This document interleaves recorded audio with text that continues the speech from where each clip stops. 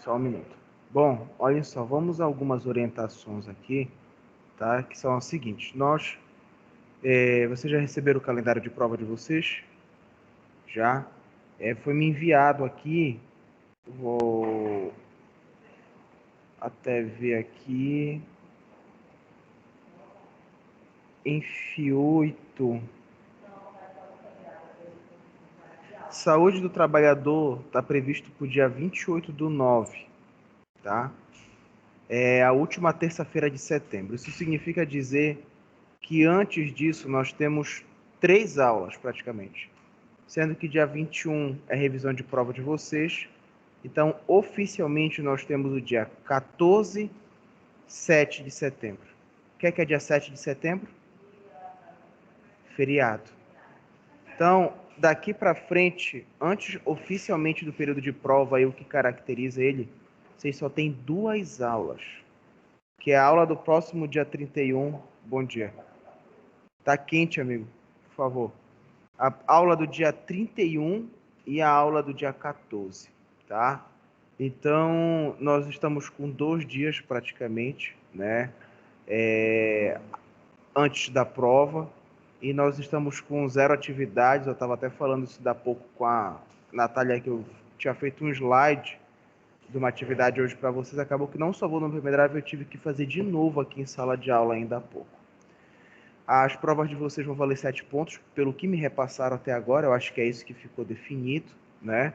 E aí nós temos que somatizar os outros 3 pontos de vocês de alguma forma. Eu vou ser muito sincero com vocês. Vocês me conhecem, eu não gosto desse negócio de passar seminário, olha, trabalho mega escrito. Eu acho que isso sempre sobrecarrega um lado e o outro sempre fica muito mais leve. Prefiro fazer as coisas assim mesmo em sala de aula, as pessoas em casa, às vezes se dividindo com outros colegas, porque isso dá mais, na minha opinião, é mais frutífero, na verdade. É claro que se a gente tivesse presencialmente uma dinâmica totalmente diferente ia ser melhor, mas a gente não pode fazer isso devido até mesmo à pandemia. A primeira atividade de vocês, e provavelmente o tempo é que vai determinar a pontuação, que é o seguinte: se eu só tiver tempo de fazer 2 atividades com vocês até a prova, a atividade de hoje vai valer 1,5 ponto, tá? Então é uma pontuação grande.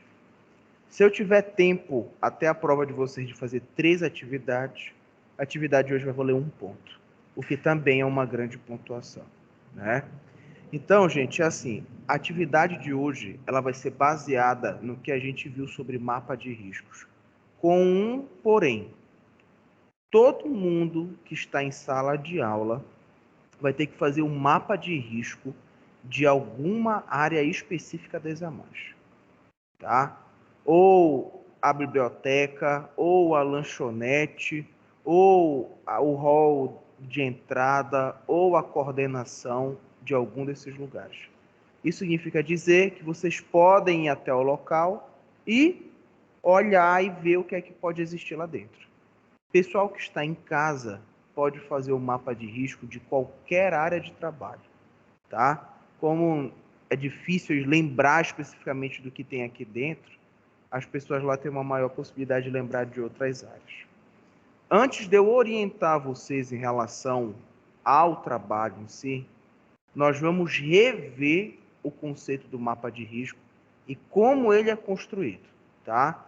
Depois, para as pessoas que estão em sala de aula, eu vou dar uma folha de A4 em branco, que é para facilitar o desenho que dá para ser feito do mapa, tá? Quer perguntar? Oi? Não entendi. Não, estética do desenho não, tá?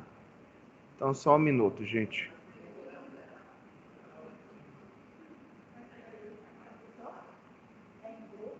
Eu vou falar depois. Pessoal de casa, vocês estão conseguindo ver os slides, sim ou não? Sim, professor. Sim. Olá, bom dia. Não sabia que você ainda estudava aqui, nunca mais tinha visto você. 2 anos já. Sim, olhem só. O mapa de riscos, como a gente falou na aula passada, é a representação gráfica do reconhecimento dos riscos existentes nos setores de trabalho, por meio de círculos de diferentes cores e tamanhos. Significa dizer que isso nada mais é do que um desenho da planta baixa. O que é a planta baixa? Nada mais é do que a estrutura que a gente tem em algum cenário. Quem constrói o mapa de riscos é a CIPA, a Comissão Interna de Prevenção de Acidente. O enfermeiro pode fazer parte da CIPA? Pode. Qualquer trabalhador pode fazer parte da CIPA? Pode. Entendeu? O conhecimento específico do que a gente está falando aqui é o que vai gerar a qualidade do mapa de risco, a destreza da criação do mapa de risco. Quando nós olhamos para essa imagem aqui, nós temos a definição do que a gente acabou de falar. É um mapa de risco muito bem delimitado, mas um mapa de risco ainda considerado pequeno. Qual é a importância? O que é que a gente tem que levar, na verdade, em consideração na construção do mapa de risco? Vocês percebem que todas as áreas do mapa, elas estão com dimensões iguais. O que é que acontece às vezes? Olá, as pessoas fazem um mapa de risco, aí desenham, por exemplo, o banheiro desse tamanho e a lanchonete desse tamanho. Ou seja, uma desproporcionalidade. Por que que isso é significante para a gente? Porque o desenho, quanto maior ele for e menor for a quantidade de riscos, quem lê o mapa pensa assim, pô, é uma área muito grande com risco muito pequeno. Então vamos focar prioritariamente em outras áreas onde o risco é maior. É por isso que o desenho ele tem que respeitar muito bem a área que a gente tem. Então olhem só a linha de montagem, né? Tá bem no meio do desenho. Linha de montagem, ela é uma área do tamanho da administração, CPD e do almoxarifado. Juntos, né? Equivale a isso. Olhem só o tamanho dos riscos lá dentro. Isso significa dizer que essa área ela é totalmente presente os riscos de qualquer tipo, tirando o biológico. Então, se a gente tivesse uma área do tamanho desse quadrado todinho e só um círculo pequeno, isso mostra que o risco perante a área é muito inespecífico, é muito pequeno. Para montar um mapa de risco, é muito importante que a gente relembre as cores dos riscos. Como, por exemplo, amarelo, risco ergonômico, como marrom, risco biológico, né? E assim por si só. Então, isso é importante porque vai nos definir visualmente qual é o risco que nós temos, tá? Na atividade de vocês, e agora eu vou espelhar o slide que fala sobre isso, só um momento.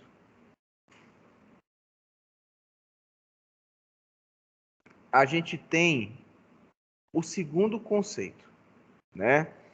Bom, criação do mapa de risco. Faça a criação do mapa de risco de determinada área ou espaço de trabalho, identificando os seus riscos ocupacionais.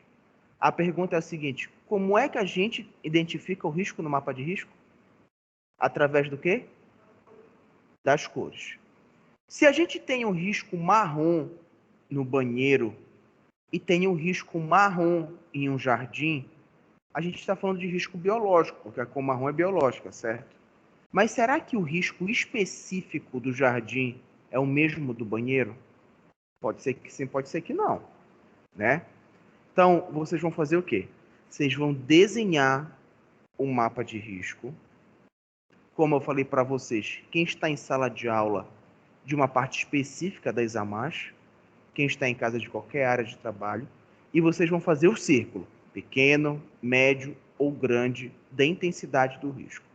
Por exemplo, se eu fosse fazer o mapa de risco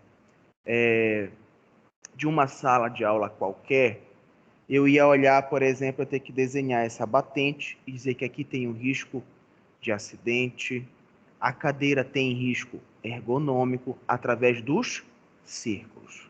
Beleza. Eu fiz agora o mapa de risco completo, eu vou escrever atrás da folha quais são esses riscos. Por exemplo, olá, se na lanchonete tem um risco biológico, qual é o risco biológico da lanchonete? Risco biológico da lanchonete é o risco biológico ao trabalhador, visto o manuseio de alimentos, tal. Perfeito. A próxima etapa agora é sugerir, pontuar como vocês podem evitar esse risco. Então, se aqui na sala essa batente tem risco de acidente, o que é que a gente pode fazer para diminuir esse risco de acidente? É vocês que sabem. Por exemplo, professor, eu poderia construir uma pequena rampa, eu podia fazer rampado isso, poderia botar um degrau, porque às vezes é muito alto, ou eu simplesmente quebraria isso, porque eu não vejo necessidade nesse palco. Isso vai variar de vocês. Então, a atividade de vocês é em 3 etapas. Primeiro, construir um mapa de risco, fazer as cores e os círculos. Segundo, identificar os riscos de cada cor. Qual é o risco tal que está ali na cozinha? Qual é o risco tal que está na biblioteca? E por último, falar como evitar esses riscos, tá? Lembro a vocês que a atividade ela pode ser feita em grupos variados, 4, 5 pessoas, ou em trio, mas de preferência nada maior do que 5, 6 pessoas e nada menor do que 3 pessoas, tá bom? Outra coisa importante, eu prezo isso principalmente porque às vezes tem gente que chega no dia da prova e sempre me procura dizendo, ó, professor, eu não fiz. Façam e me entreguem hoje, por favor, tá? Então, às vezes tem gente que não está na plataforma, é um caso à parte. Mas quem está na plataforma e quem está presencial, vocês obrigatoriamente precisam me entregar até o final da aula, tá? As outras pessoas depois se justificam e falam suas casos. Pessoal de casa, alguém tem alguma pergunta, sim ou não?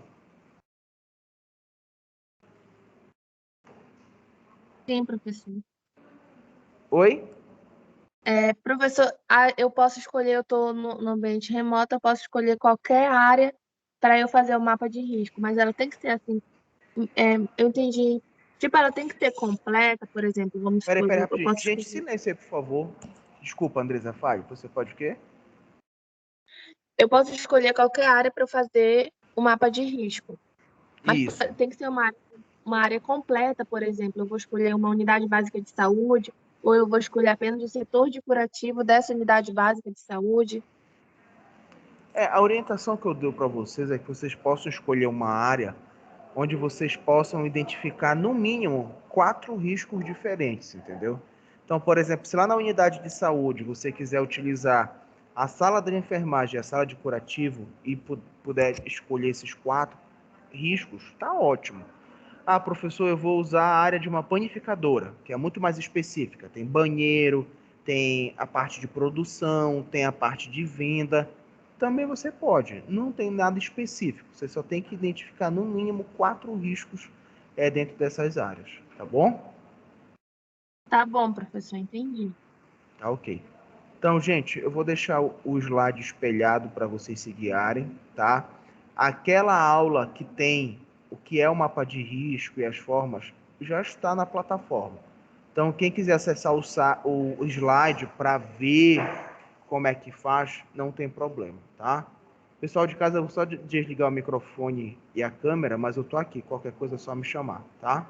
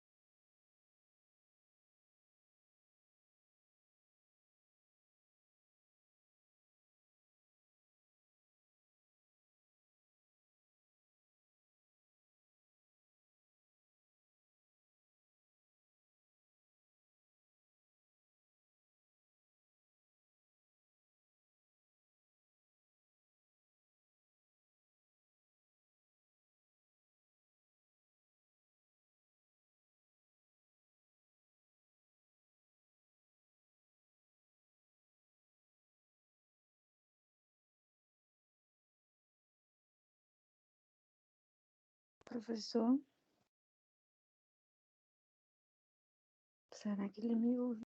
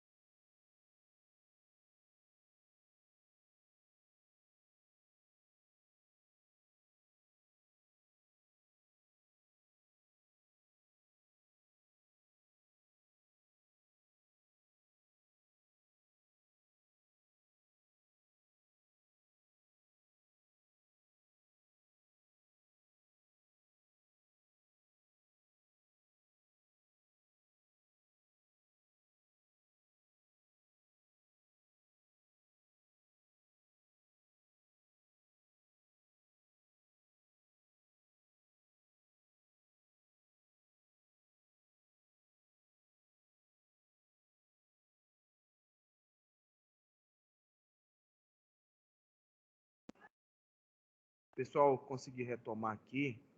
Eu vou continuar espelhando os slides, tá? Só um minuto.